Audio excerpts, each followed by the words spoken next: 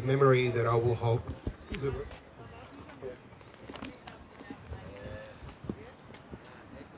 The memory that will be most dearest to me will be at this spot.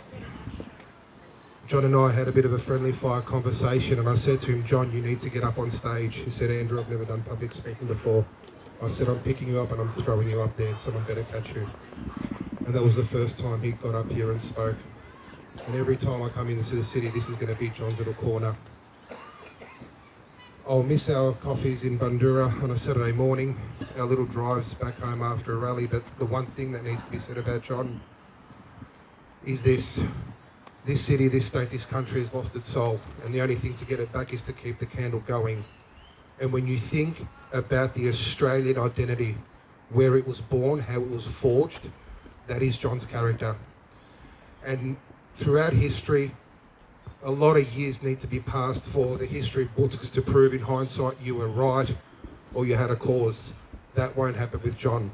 It's already done, it's proven, it's written. So when you think about everyone here that is a parent, our sole responsibility is to leave this place in a better state for our kids and our grandkids. And the undying love that he had for his children and grandchildren, and for everybody's children and grandchildren, to make sure that this place is left in a better state, is because of people like John. And throughout history, there will always be a memory, a symbol, that photo. And if we ever need to come back out, we're going to carry that for him.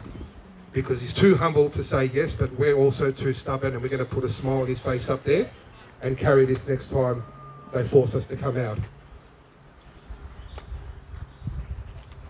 John will be missed. To his family, your legacy is what's left, not your material wealth. And throughout time, there are just those very, very special individuals that have done so much for humanity, and that legacy can't be bought. But it will be there, it will be remembered, and it will be carried on. Not just this generation and the next, but so on. So, to his family, what an amazing person that you should be extremely proud of, because the deeds that you do for humanity, and for humanity you're doing these deeds for people you will never meet, and that is a sacrifice, that is an action, a duty. It's a rarity. Not many people have that, and John had that, and that is why his legacy will live on. So we'll all love you, we'll all miss you, but we'll keep that candle flame going for John. Thank you.